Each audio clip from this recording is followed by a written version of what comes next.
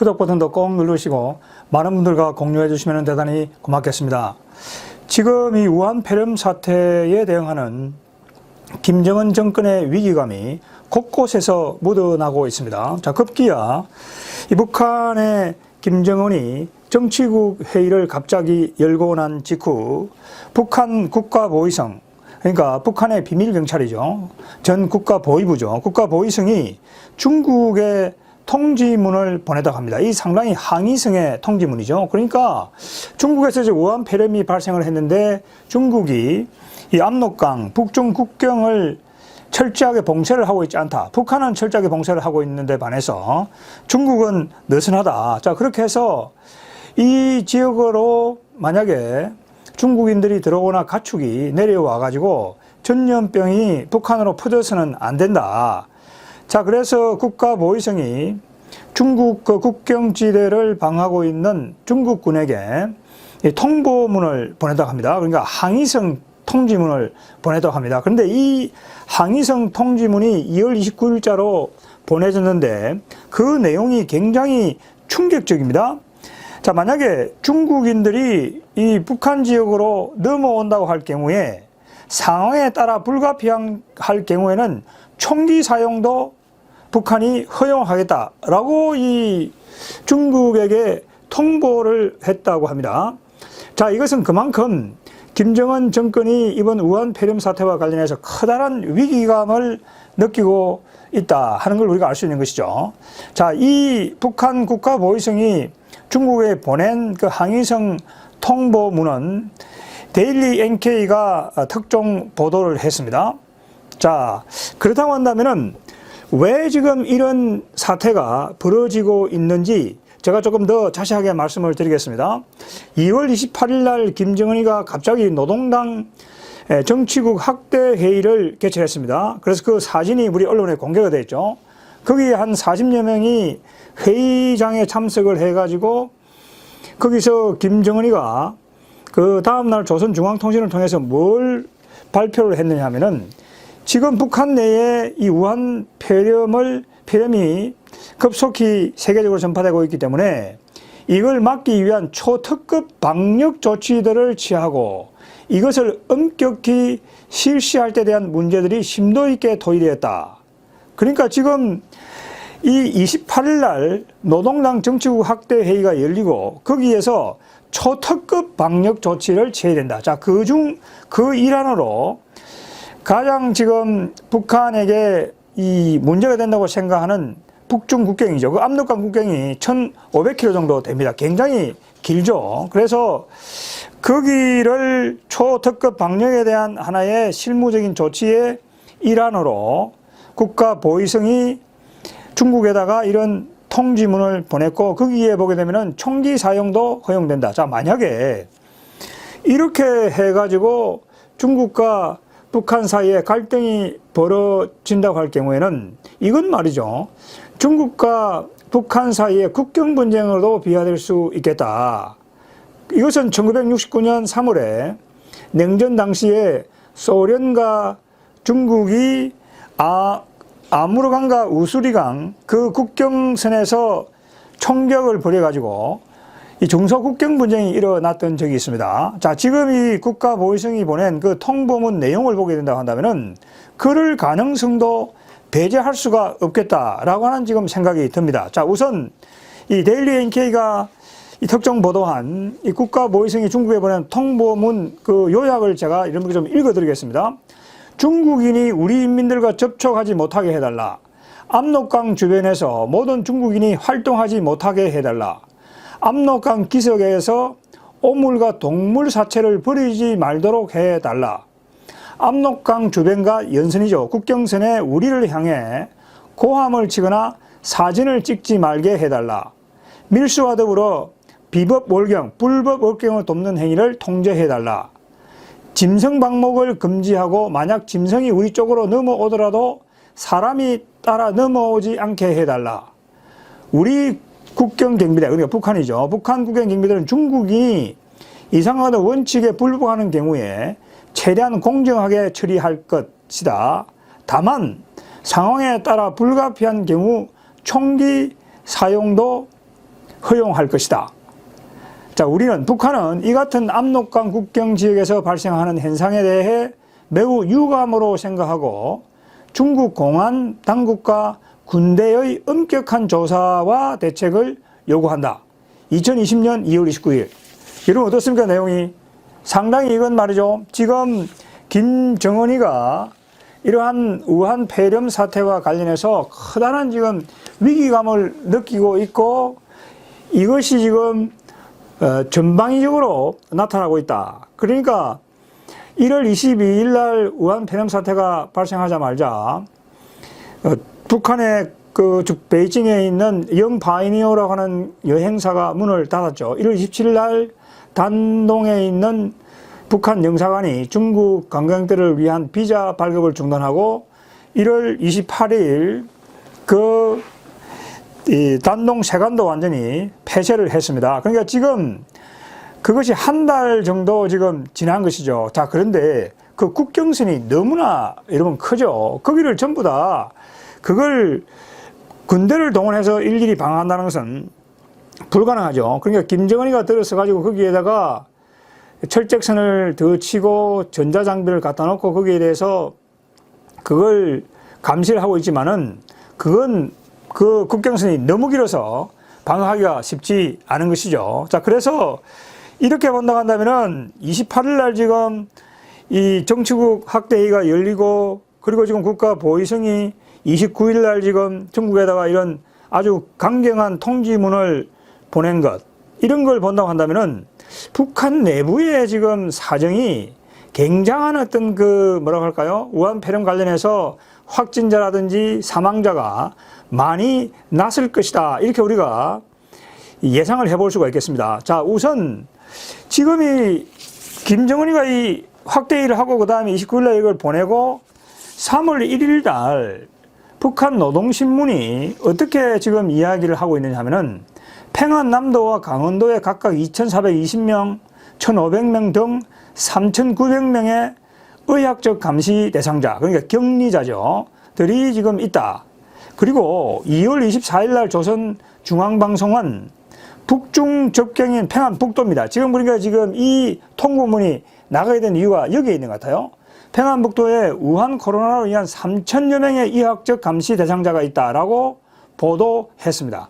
자, 그러니까 지금 이렇게 보면은 평안북도, 그 다음에 강원도, 평안남도 모두 합쳐가지고 7,000명 가까이 지금 이 격리자가 있고 이 격리자들 중에서 확진자가 분명히 발생했을 것으로 보이고 또 얼마 전 그 보도를 보게 되면은 북한 내부에서 이러한 이 우한 폐렴으로 또 그와 유사한 증세로 사망한 사람이 23명 정도 된다는 게 확인이 되었죠. 그리고 자유아시아 방송에서도 평양 근교에 있는 425 거기 여관이죠. 거기 평양 사동구역 미림동에 있는 거기에 1,300명 정도가 격리되어 있다. 그러니까 이 425 여관에는 2만 명 정도를 거기에 묵게 할 수 있는 그런 아주 큰 숙박소죠. 그러니까 지금 북한 내부의 이런 사정을 보게 된다고 하면은 이미 북한 내부에도 상당한 수준의 이 우한 폐렴이 퍼졌고 거기에 대해서 지금 대응을 하기 위해서 이건 국가보위부가 중국에 통지문을 보냈고 이것이 결국은 이 중국으로부터 이런 것들이 전파되어 온 것이다 라고 하는 것이 거의 확실시 되어 보이는 것이죠.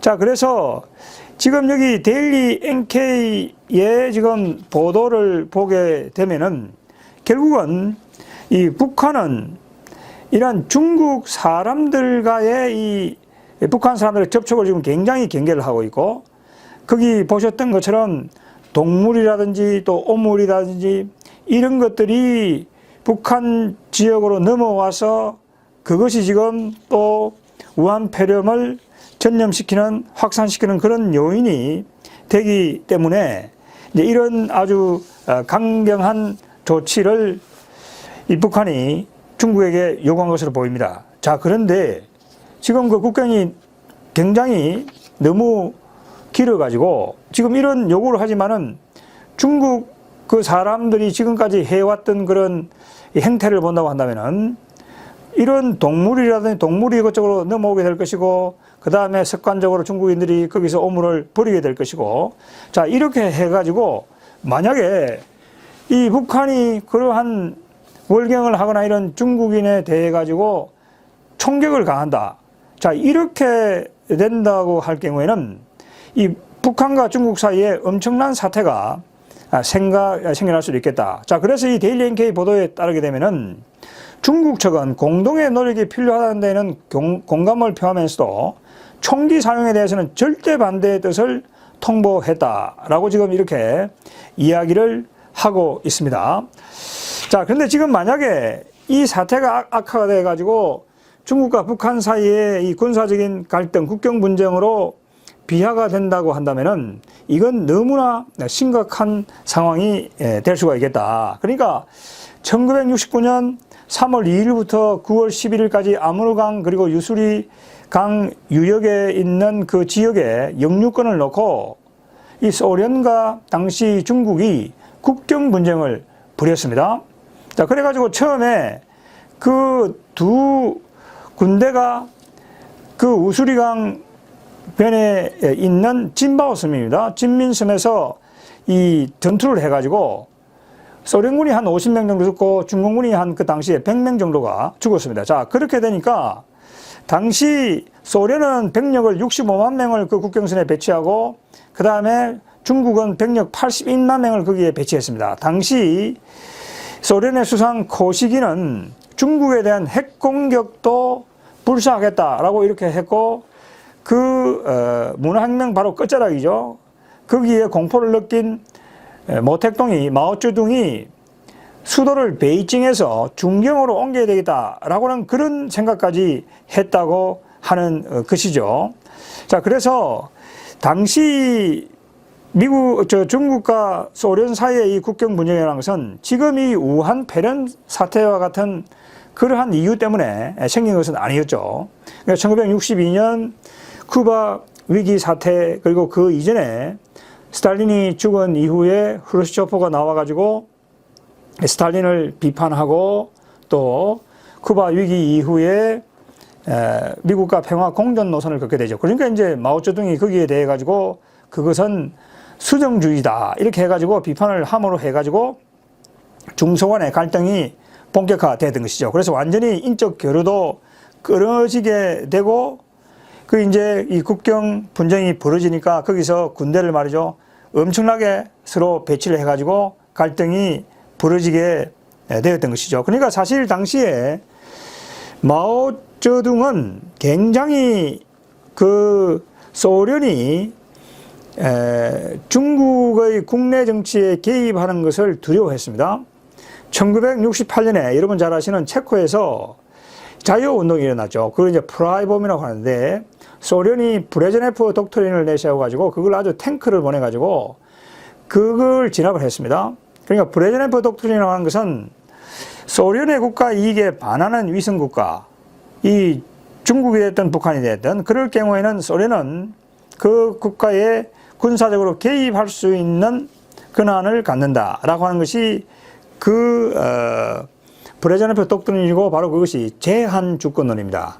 그러니까 소련 패권 국가, 그 밑에 있는 위성 국가들의 주권은 제한받을 수밖에 없다. 그러니까 그게 1968년에 나오니까 이 마오쩌둥이 이 문화혁명이 중국에서 벌어지고 있으니까 그걸 계기로 해가지고 지금 소련이 개입할지도 모른다 라고 하는 그런 두려움 때문에 이 우수리 아무리강 지역의 군대를 이 정파를 시켜가지고 결국은 그것이 소련과의 국경 분쟁으로 이 비화가 되었던 것이죠. 그러니까 지금 이 김정은이가 말이죠. 정치국 확대 회의까지 열어가지고 바로 지금 이 초특급 방역이다라고 지금 이러한 통지문을 보내고 총기 사용도 그 허용하겠다, 불사하겠다라고 지금 이야기하는 것은 제가 볼 때 이건 단순히 이러한 우한 폐렴과 관련된 그런 문제만은 아니라고 봅니다.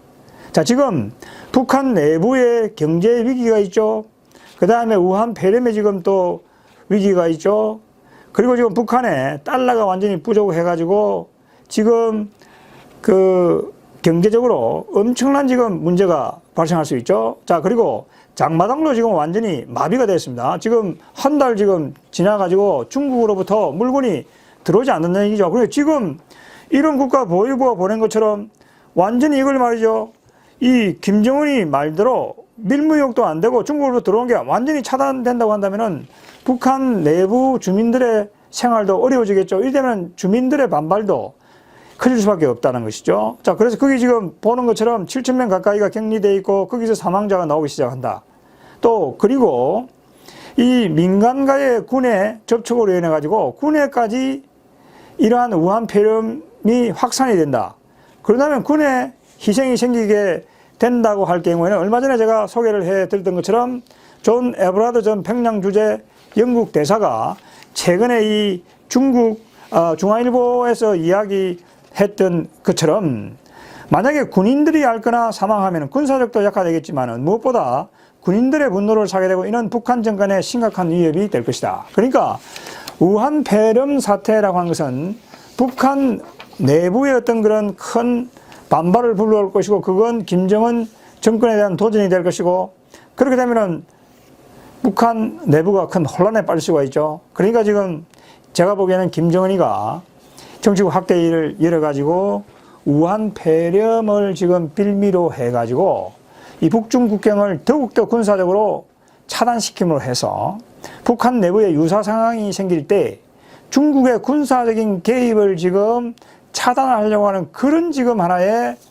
이 시도가 이번 이 통지문에 담겨 있는 것이 아닌가 우리가 이렇게 봐야 되겠습니다. 자, 그리고 지금 이 28일에 열린 정치국 확대회의에서 엄청난 일이 있었습니다. 리만건이라고 하는 조선노동당의 핵심 조직인 그 조직 지도부 부장이 전격적으로 해임이 됐습니다. 1년 이전에 이 해임된 예가 지금 없습니다. 그리고 이 북한 지금까지 정치체제가 성립되고 난 다음에 그러한 당내 고위 인사들이 공개적으로 처형된 예가 거의 없습니다. 장성태가 2013년에 처음이었습니다. 그리고 지금 이 두 번째로 이 리만건이가 처음으로 공개적으로 지금 숙청이 됐다는 게 지금 밝혀진 겁니다. 그러니까 여러분 지금까지 언론 보도를 보셨겠지만은 북한이 그 체제의 비밀스러운 속성상 고위 관리가 숙청이 되면은 절대로 공개를 안 합니다. 그러니까 우리 언론이라든지 전문가들이 또 기관들이 북한이 행사를 하게 되면은 사진을 보죠. 그리고 또 호명되는 이름을 보고 그렇게 해가지고 북한 내부의 권력 변화, 그다음에 숙청된 걸 우리가 파악을 하게 됩니다. 그런데 이 리만건이는 말이죠. 바로 공개적으로 바로 그냥 이 해임이 됐다고 이게 지금 발표를 한 겁니다. 이 굉장히 이것은 이례적이다 이렇게 봐야 됩니다. 그러니까 북한 내부에 지금 뭔가 이상기류 심상치 않은 일이 일어나고 있다는 걸 우리가 알 수 있는 것이죠. 작년 말에 조선노동당 중앙위원회 이 전원회의가 열리고 난 다음에 국제부장인 리수용이하고 외무상인 리용호가 전격적으로 교체가 되어버렸습니다. 그러니까 1년 전인 2019년 2월 말에 하노이 회담이 실패한 이후에 북한 내부에 그 기류가 굉장히 지금 뭐라고 할까요? 불안정하게 흐르고 있다는 게 우리가 확인을 할 수가 있습니다. 그것도 그럴 수밖에 없는 것이 트럼프 대통령이 지금 들어서자마자 제재를 강화해가지고 그걸 계속 지금 강화시키고 있습니다. 절대로 그 제재를 풀어준다는 이야기는 한 번도 하고 있지 않습니다. 그러니까 북한이 이 수출도 줄어들게 되고 그 다음에 외환 보유고도 지금 줄어들게 되고 거기에다 엎친 데 덮친 격으로 우한 폐렴까지 오게 된 겁니다. 자, 이렇게 되니까 급기야 이 조직 지도부장이라고 하는 핵심적인 인물까지 공개적으로 제거하는 사태에 이르게 되었고 바로 3월 3일 날 김정은이가 오후에 90일간 중단해왔던 미사일 발사 도발을 재개를 했습니다. 자, 그 재개하고 또 중국에 대해서는 총기 사용도 불사하겠다. 자, 이러한 모든 조치들을 본다고 한다면은 북한 내부의 상황이 우리가 생각하는 것보다도 훨씬 더 지금 위기 국면이다 하는 걸 우리가 알 수가 있겠습니다. 자, 그래서 만약에 지금 7,000명 가까이가 격리가 되어 있는데 거기서 확진자가 계속해서 나오게 되고 그걸 김정은이가 수습을 하지 못하게 된다고 할 경우에는 바로 김정은이 경제 위기와 외환 위기와 그 다음에 우한 폐렴 사태 위기, 방역 위기라고 하는 이중적인 위기에 직면해서 크게 흔들릴 가능성도 배제할 수 없다.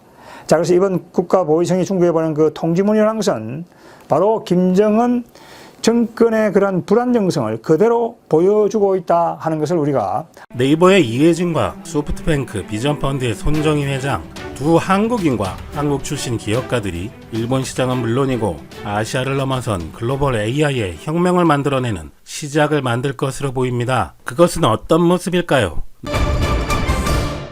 네이버의 일본 자회사인 라인과 일본 소프트뱅크의 손자회사인 야오재팬이 통합을 추진하고 있습니다. 일본의 국민 메신저인 라인은 약 8천만 명, 일본 2위의 검색 엔진인 야오재팬은 5천만 명의 이용자를 확보하고 있습니다. 라인은 한국 네이버가 지분 약 70%를 보유하고 있으며 야오는 손정희 회장이 이끄는 소프트뱅크가 지분 40%가량을 지닌 제트홀딩스가 최대 주주입니다. 네이버와 소프트뱅크는 양사가 각각 50%씩 출자해 신규 법인을 세우고 이 법인이 제트홀딩스 최대 주주가 되는 방안을 추진 중이라고 니케이는 보도했습니다. 두 회사가 합병할 경우 손정희 소프트뱅크 회장과 이해진 라인 회장 둘 사이의 결단이라 봐야 한다는 의견입니다. 둘은 각각 일본과 한국을 대표하는 IT 분야 최고 기업가이며 특히 손 회장의 경우 글로벌 투자자라 유명합니다. 이 회장 또한 수년 전부터 국내보다 글로벌 사업에 집중하고 있으며 글로벌이라는 키워드로 둘은 큰 공감대를 갖고 있는 것입니다. 이해진 라인 회장과 손정희 회장은 직접적인 접점은 적지만 같은 방향을 보며 꾸준히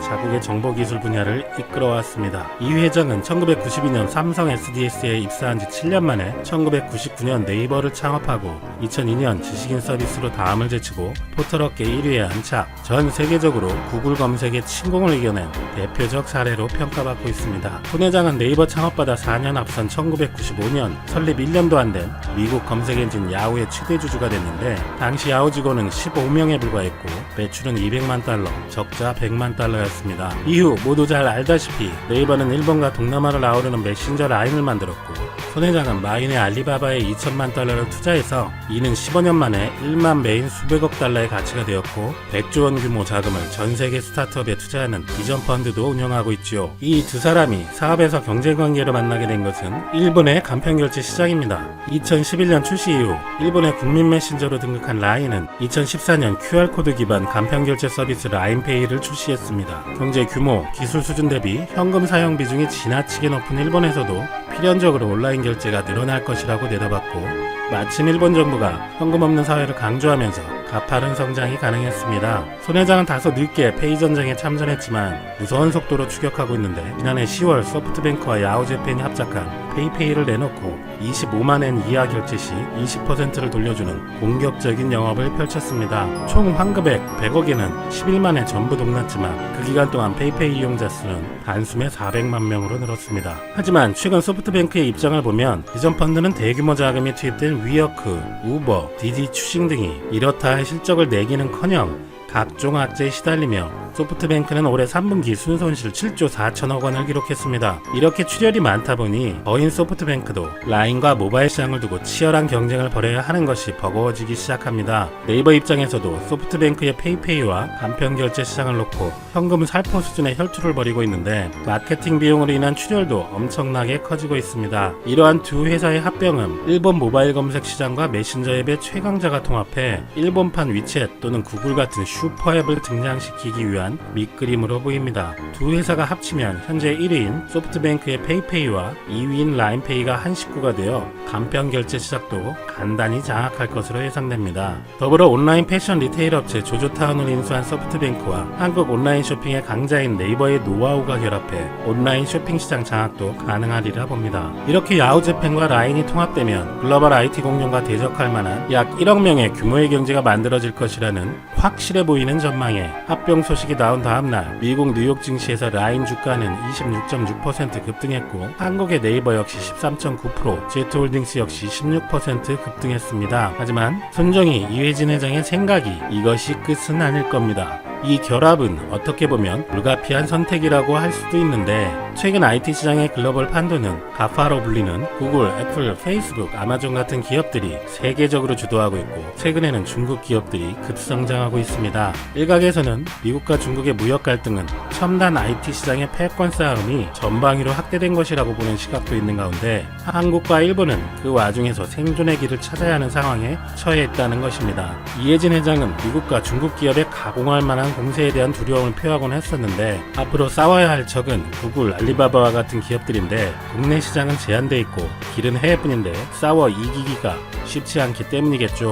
손 회장은 제일교포 글로벌 투자자이면서도 최근 마이다스 손이 마이너스 손이 됐다는 비아냥까지 나올 정도의 상황이고 야후 쇼핑몰은 유통 총액 2조 3천억 엔으로 일본 내 2위지만 1위 라쿠텐에 뒤져있는 데다 3위 아마존의 맹추격을 받아왔습니다. 니케이는 알리바바의 모습이 손 회장을 자극했을 것이라면서 이번 라인과의 통합으로 일본 내 인터넷 시장에서 존재감은 단번에 커질 것이라고 평가했는데 두 회사 통합 시 스마트 포털이 탄생할 것이며 IT와 금융이 융합된 핀테크와 소프트뱅크가 강조하는 인공지능 투자가 한 번에 이루어질 것으로 예상됩니다. 둘의 결합은 일단 아시아권에서는 탄탄하게 뿌리내린 미중의 유력 서비스에 맞서는 아시아권 IT 서비스 회사가 된다는 것이죠. 그리고 손정희 이회진 회장의 궁극적인 큰 그림은 인공지능을 통한 혁신적인 기업을 만드는 것에 의기가 투합된 것이라는 예측이 있습니다. 손 회장은 지난 7월 청와대를 방문해서 이회진 회장뿐만 아니라 이재용, 구광모, 정의선 회장 등과 만찬을 가졌었는데요. 이 당시 다른 재계 3세 경영자들과 달리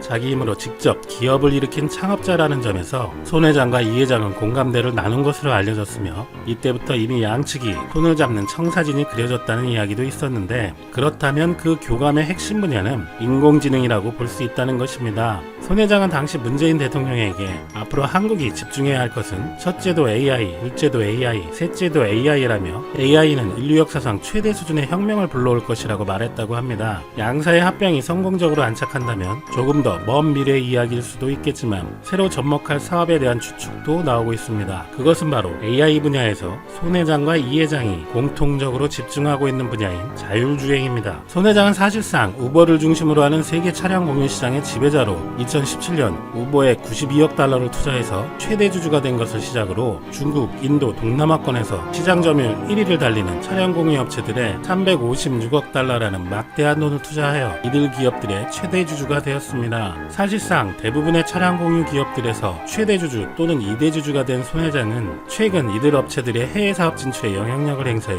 불필요한 경쟁을 줄이고 각 기업들이 모국에서 독점 시장을 구축하도록 지휘하기도 했습니다. 이러한 행보는 이전부터 자율주행차에 대한 관심을 많이 표명한 손정희 회장이 본격적으로 향후 자율주행차 시장의 근간이 될 가능성이 있는 차량 공유 업체들을 손에 쥘으로써 이후 발전할 시장에 대한 험점 효과를 누리겠다는 계산이 깔려있는 게 아니냐는 분석이 있어왔습니다. 또한 이혜진 회장도 지난 2017년 AI, 자율주행 등에 집중하는 연구개발 자회사인 네이버 랩스를 설립했습니다. 전 세계 자동차 업계는 20년 뒤 3천조 시장이라는 자율주행에 몰두하고 있습니다. 근래에 우리나라에서는 현대자동차 그룹이 세계 3위 순수 자율주행 기술 보유업체 앱티브와 손잡은 것이 화제가 되었었지만 이는 수십 개 사례 중 하나일 뿐이고 유럽, 미국, 일본 등 메이저 완성차 업체들과 유수 부품 업체들이 자율주행 기술을 먼저 확보하기 위해 벌이는 이합집산은 하루가 다른 상황입니다. 치열하게 경쟁하던 어제의 적이 오늘의 동지가 되기도 하고 상관없어 보이는 사업을 주력으로 둔 기업 사이에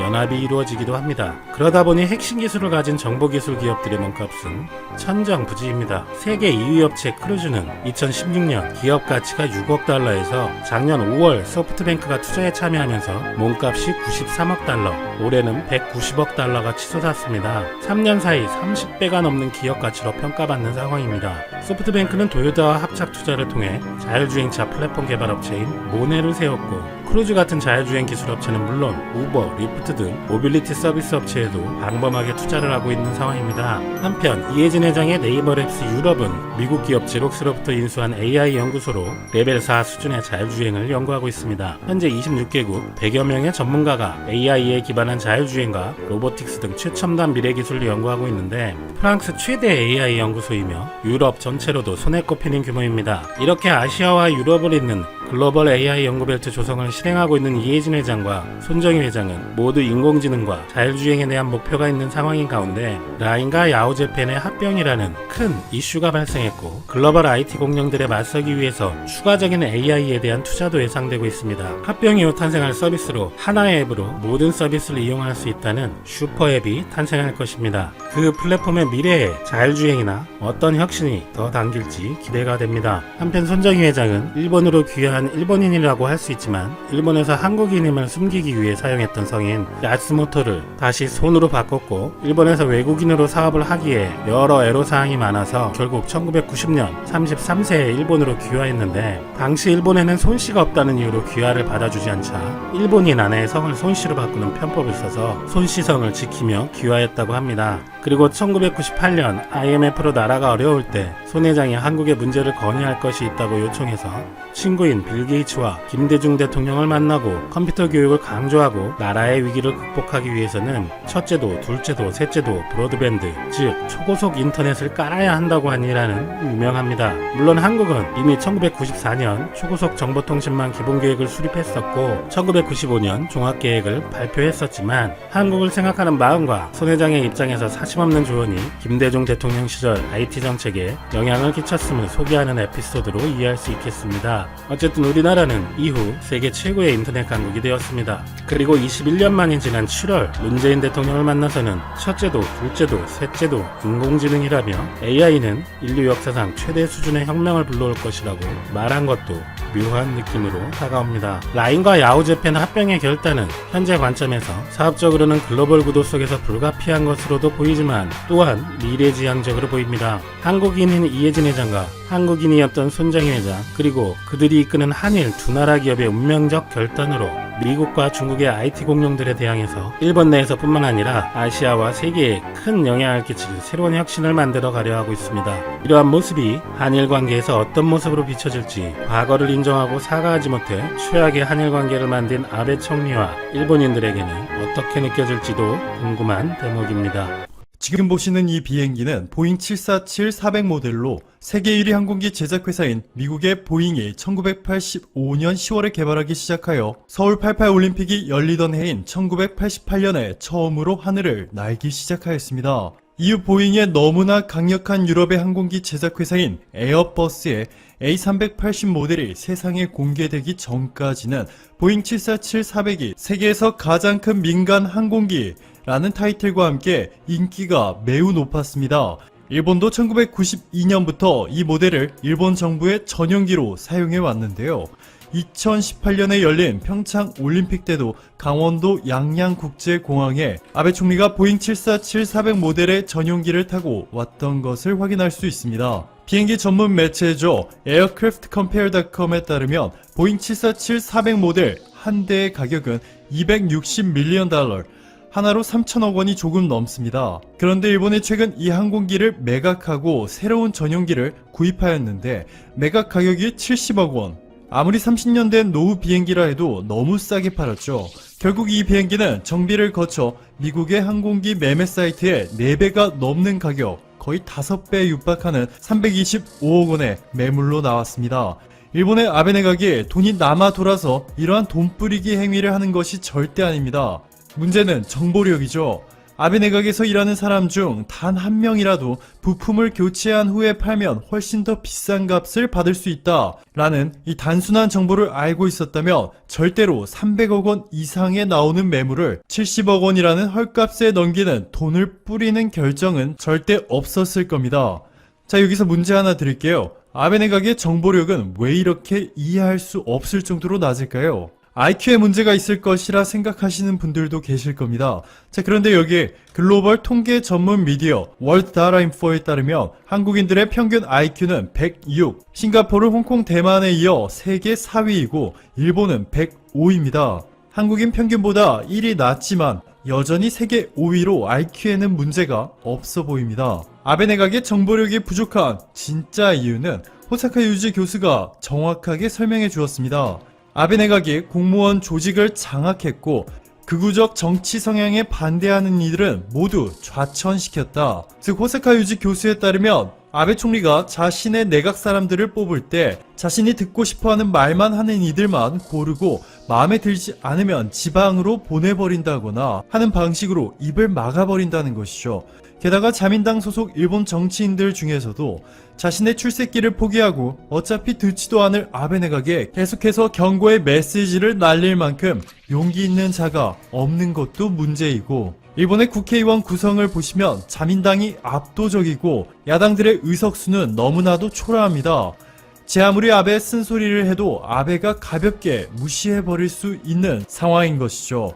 현실이 이렇다 보니 최근 미국과 이란과의 세계의 갈등이 벌어지고 있는 상황에서도 이와 관련해서 일본이 국제적으로 엄청난 비난을 받는 황당한 상황이 일어나고 있습니다. 제3차 전쟁이 일어날 수도 있다는 공포감을 전 세계로 퍼뜨린 미국의 트럼프 대통령이나 사실상 핵 합의를 탈퇴하며 핵무기로 미국과 이스라엘에 반격할 수도 있다는 모션을 취하고 있는 이란이 국제사회의 비판을 받는 것은 당연한 일이죠.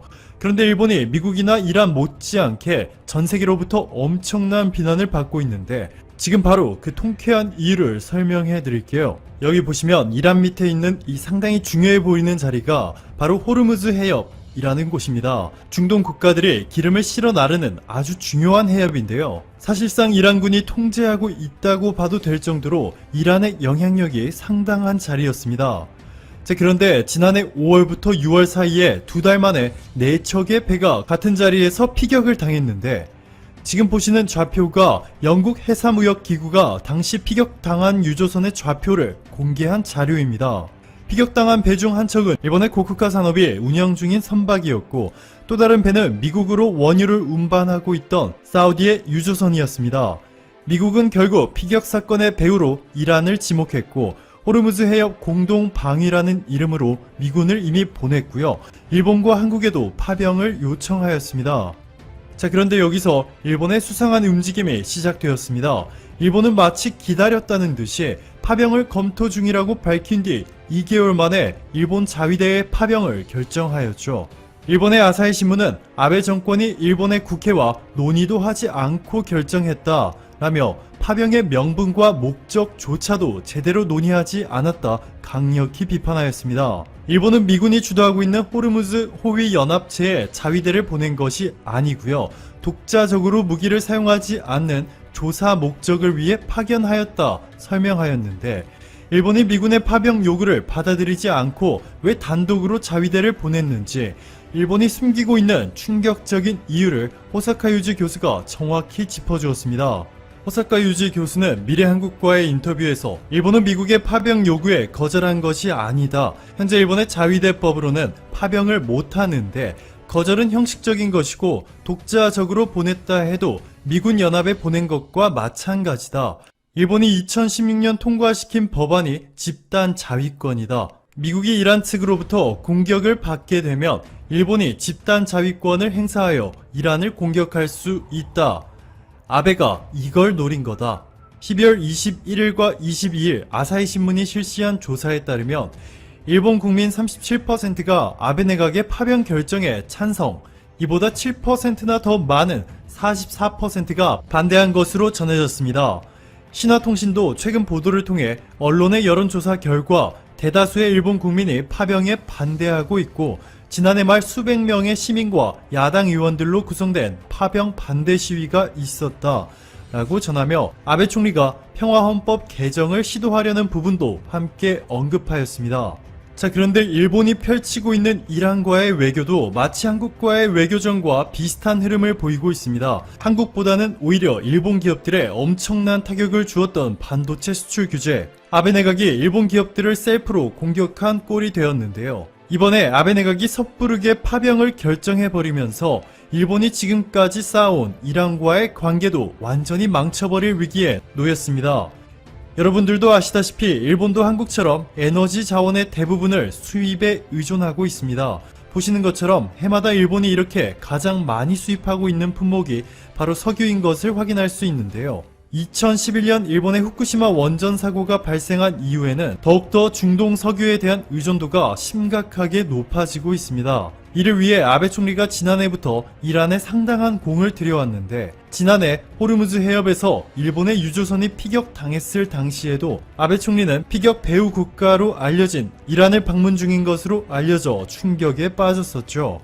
블룸버그의 보도에 따르면 아베 총리는 미국과 이란의 대치 상황이 악화되어도 아베 총리는 이란과 오랫동안 따뜻한 관계를 유지하려고 노력해왔다 라고 전했습니다. 그리고 최근 또다시 아베 총리와 이란 대통령이 일본에서 또 정상회담을 가졌고 하산 로하니 이란 대통령은 자신의 트윗을 통해 이란은 특히 에너지 부문에서 경제 교류를 촉진할 것이고 석유 수출을 늘릴 계획을 환영한다며 국가적 이익을 위해 협상을 외면하지 않을 것이라 전하면서 일본의 석유를 싸게 공급해 줄 수 있다는 긍정적인 신호를 보냈습니다. 그런데 이번 사태로 이 기회는 완전히 날아가기 일보 직전이죠. 사실 일본은 이전에 이란의 주요 석유 구매 국가였는데 2018년 미국이 이란에 제재를 가하는 동시에 일본을 포함한 동맹국들의 이란과의 거래 중단을 촉구하였습니다. 물론 일본은 미국의 말을 들을 수밖에 없었고 실제로 이란과의 거래가 마비되었지만 여전히 미련을 버리지 못하고 이란과의 관계를 유지해 왔던 것이죠. 하지만 이번에 아베 내각이 충분한 국회 의견 수렴 절차도 없이 너무 서둘러서 파병을 결정하는 바람에 일본과 이란의 관계는 완전히 산산조각이 난 것으로 보입니다. 미국도 오락가락하고 있습니다. 볼턴 전 보좌관이 미국 상원이 트럼프의 탄핵 심판을 위해 소환장을 발부한다면 증언에 나설 준비가 됐다 라며 트럼프가 골머리를 썩고 있는 우크라이나 스캔들과 관련해 조만간 폭탄 발언을 할 것이라 알려지면서 트럼프는 이란에 쏟았던 신경을 완전히 빼앗긴 것 같습니다. 이라크가 미군의 이란 사령관 제거에 강력 항의하며 미군 철수를 요구하자 트럼프는 미국에 떠나라고 한다면 대규모 제재를 할 것이라 거부의 뜻을 명확하게 밝혔는데요. 하루 만에 미국의 현지 사령관이 미군 철수를 준비하라는 서한을 보낸 것이 알려지면서 트럼프 행정부에 충격을 주었습니다. 또한 트럼프는 우리는 이라크에 수십억 달러를 투자해 매우 비싼 공군기지를 보유하고 있고 이 돈을 보상할 때까지 미군은 떠나지 않을 것이라 전하며 자신의 속내를 드러냈습니다. 이 시국에 마저 중동에서 돈을 거론하며 비즈니스를 하려는 트럼프 행정부. 그리고 성급한 파병으로 그동안 심혈을 기울여온 이란과의 외교 관계를 스스로 한순간에 망쳐버린 일본의 아베 내각. 과연 이들이 얼마나 더 오랫동안 현재의 자리를 유지할 수 있을지 지켜봐야겠습니다. 오늘도 감사합니다. 최고로 멋진 하루 보내시길 바랄게요.